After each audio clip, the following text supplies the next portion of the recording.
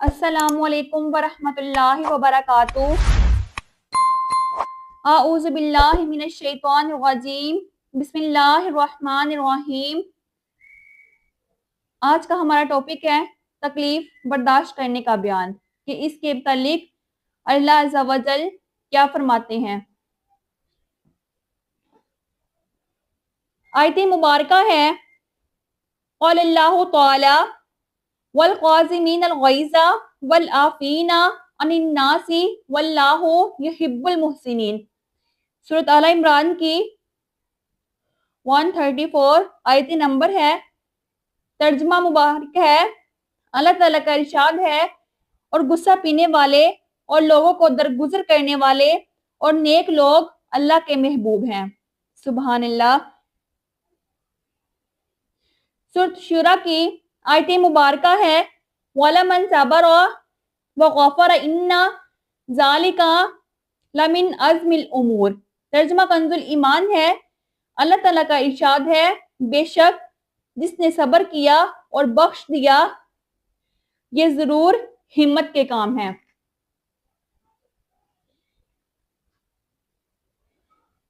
हज़रत अबू हुरैरा रज़ी अल्लाहु अन्हु से मरवी है, एक आदमी ने रसूल सल्लल्लाहु अलैहि वसल्लम की खिदमत में अर्ज किया, या रसूल अल्लाह, मेरे रिश्तेदार हैं, मैं इनसे सिला रहमी करता हूँ, वो मुझसे कतन ताल्लुक रखते हैं, मैं इनके साथ अच्छा सलूक करता हूँ और वो मेरे साथ बुरा सलूक करते हैं, मैं इनसे बर्दबारी से पेश आता हूँ तो मेरे जहलाना रवैया इख्तियार करते हैं। क्या कहते हैं? वो मेरे साथ जहलाना रवैया इख्तियार करते हैं। रसूल पाक सल्लल्लाहु अलैहि वसल्लम ने इरशाद फरमाया, अगर यही बात है जो तुम कह रहे हो, फिर तुम इनसे मुंह में गरम राख डाल रहे हो, और जब तुम्हारा रवैया यही रहा तो अल्लाह ताला की तरफ से एक मददगार इनके खिलाफ तुम्हारे साथ रहेगा। क्या फरमाते हैं? अगर यही बात है, रसूल पाक सल्लल्लाहु अलैहि वसल्लम फरमा रहे हैं, जो तुम कह रहे हो, फिर तुम इनके मुंह में गरम राख डाल रहे हो, जब तुम्हारा रवैया यही रहा तो अल्लाह ताला की तरफ से एक मददगार इनके खिलाफ तुम्हारे साथ रहेगा। यानी अल्लाह अज़्ज़ा व जल की तरफ से एक बंदा मदद के तौर पर तुम्हारे साथ रहेगा। आयत मुबारका है क़ालल्लाहु तआला व मन युअज़्ज़िम हुर्रिमातिल्लाहि फहुवा खैरुल लहु इंदा रब्बिही वज्तनिबु क़ौलर ज़ूरी। अल्लाह ताला का इरशाद है, और जो अल्लाह की हरमतों की तंजीम करे वो इसके लिए इसके रब के यहाँ भला है, और बचो झूठी बात कहने से। तुम फरमाओ कि मेरे रब तो बेहयाइयां हराम फरमाई हैं जो इनमें से खुली हैं, जो छुपे गुनाह है न हक ज्यादती, और ये कि अल्लाह का शरीक ना किया करो जिसकी इसने सन ना उतारी, और ये कि अल्लाह वो बात कहो जिसका इल्म तुम नहीं रखते। क्या फरमाते हैं? अल्लाह ताला ने बेहयाई हराम फरमाई है, चाहे छुपी हुई है चाहे जाहिर हुई हुई है। अल्लाह के साथ किसी को शरीक हरगिज ना ठहराओ, और वो बात बिल्कुल ना करो जिसका तुम्हें खुद भी इल्म नहीं है। बुखारी मुस्लिम में है, नबी करीम सल्लल्लाहु अलैहि वसल्लम ने पूछा, क्या मैं तुम्हें सबसे बड़े गुनाह कबीरा बताऊं? सहाबा ने कहा, अरशाद हो। फरमाया, अल्लाह के साथ शरीक करना, माँ बाप की नाफरमानी करना। फिर तकिए से अलग हट कर फरमाया, और झूठ बोलना और झूठी शहादत देना। इसे बार बार फरमाते रहे, यहाँ तक कि हमने कहा, काश आप सल्लल्लाहु अलैहि वसल्लम अब रुक जाएं। क्या फरमाते हैं? हजूर पाक सल्लल्लाहु अलैहि वसल्लम सहाबा कराम उनकी मजलिस में बैठे हुए थे, तो सहाबा कराम को फरमाते हैं कि मैं तुम्हें गुनाह कबीरा के बारे में बताऊं, تو صحابہ عرض کرتے ہیں ارشاد ہو، تو آپ فرماتے ہیں اللہ کے ساتھ کسی کو شریک ٹھہرانا، والدین کی نافرمانی کرنا، جھوٹ بولنا، جھوٹی شہادت دینا۔ حضور پاک صلی اللہ علیہ وسلم بار بار فرماتے رہے اور صحابہ کرام کہتے ہیں ہم یہ کہتے رہے کاش حضور پاک صلی اللہ تعالیٰ علیہ وآلہ وسلم اب رک جائیں۔ نبی کریم صلی اللہ تعالیٰ علیہ وآلہ وسلم نے اپنے خطبے میں کھڑے ہو کر 3 بار فرمایا جھوٹی گواہی اللہ کے ساتھ شرک کرنے کے برابر کر دی گئی ہے، یعنی جھوٹی گواہی دینا اللہ تعالیٰ کے ساتھ برابر کسی کو شریک ٹھہرانے کے ہے۔ پھر آپ صلی اللہ تعالیٰ علیہ وآلہ وسلم نے تلاوت میں فرمایا، روایت میں ہے صبح کی نماز کے بعد آپ صلی اللہ تعالیٰ علیہ وآلہ وسلم کھڑے ہوئے اور فرمایا اللہ کے دین کو خلوص کے ساتھ لو، باطل سے ہٹ کر حق کی طرف آ جاؤ، اس کے ساتھ کسی کو شریک نہ ٹھہراؤ۔ اللہ تعالیٰ کا ارشاد ہے اگر تم دین کی مدد کرو گے تو اللہ تمہاری مدد کرے گا اور تمہارے قدم جما دے گا۔ حضرت ابن مسعود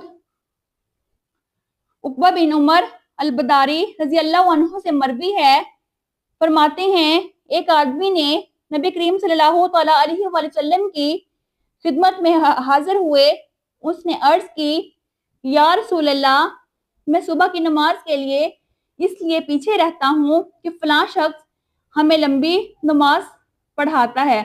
روی کہتے ہیں میں نے نبی کریم صلی اللہ تعالیٰ علیہ وآلہ وسلم سے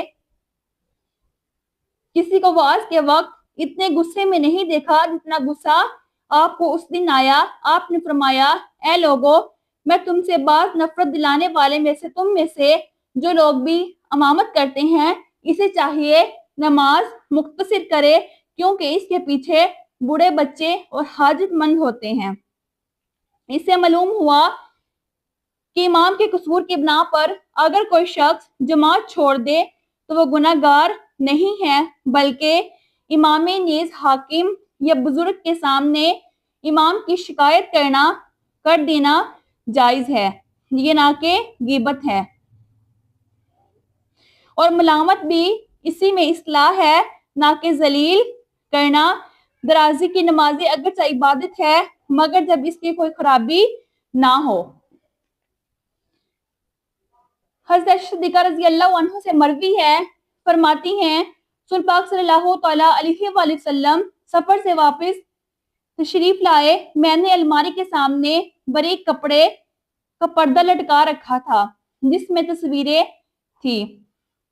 جب رسول صلی اللہ تعالیٰ علیہ وآلہ وسلم نے اسے دیکھا تو اس کو پھاڑ دیا، آپ کا چہرہ سرخ ہو گیا۔ آپ نے فرمایا اے عائشہ، قیامت کے دن اللہ تعالیٰ کے نزدیک تمام لوگوں سے زیادہ سخت عذاب ان لوگوں کا ہوگا جو اللہ تعالیٰ کی تخلیق کے مشابہت کی کوشش کرتے ہیں۔ کیا فرماتے ہیں حضرت صدیقہ رضی اللہ عنہ سے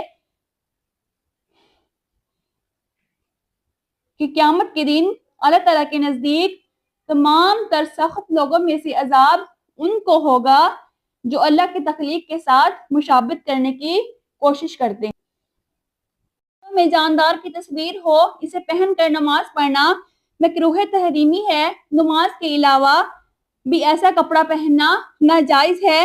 یوں ہی مسلح پر کھڑے ہوئے اور ہمارے آگے پیچھے دائیں بائیں ایسی تصویر لگی ہوئی ہے جو جاندار کی ہے تو اس میں ہماری نماز نہیں ہوگی۔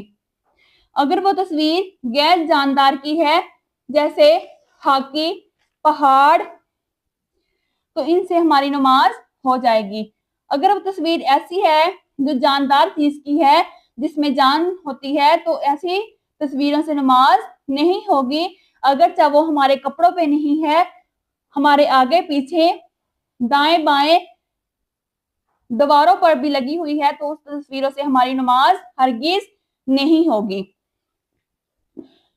حضرت انس رضی اللہ عنہ سے مروی ہے رسول پاک صلی اللہ تعالیٰ علیہ وآلہ وسلم نے قبلہ کی جانب بلگم پڑے دیکھا تو ان کو یہ بات ناگوار گزری، آپ کے ساتھ آپ کے چہرے پر دکھائی دیتے، آپ اٹھے، ان کو بہت دستے اقدس سے کھڑا کیا اور فرمایا جب تم میں سے کوئی نماز کے لیے کھڑا ہوتا ہے تو اپنے رب سے سرگوشی کرتا ہے اور اس کا رب اس کے اندر قبلہ کے درمیان ہوتا ہے، تو میں اس لیے تم میں سے کوئی بھی قطع قبلہ کی جانب نہ تھوکے بلکہ بائیں جانب یا دائیں جانب یا اپنے پاؤں کے نیچے تھوکے۔ پھر آپ نے اپنی چادر کو ایک پلو پکڑا، اس میں تھوکا اور کپڑے کو آپس میں رگڑا اور فرمایا یہ اسی طرح ہے۔ کیا فرماتے ہیں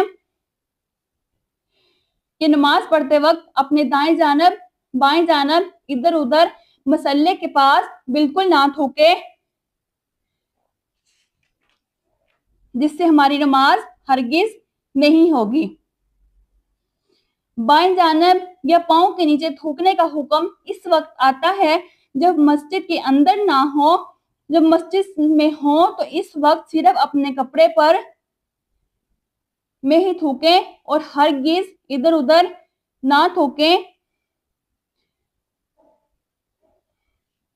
جن سے ہماری نماز نہیں ہوتی۔ اللہ عز و جل ہمیں خوشی خضوع کے ساتھ نماز پڑھنے کی توفیق عطا فرمائے، آمین ثم آمین یا رب العالمین۔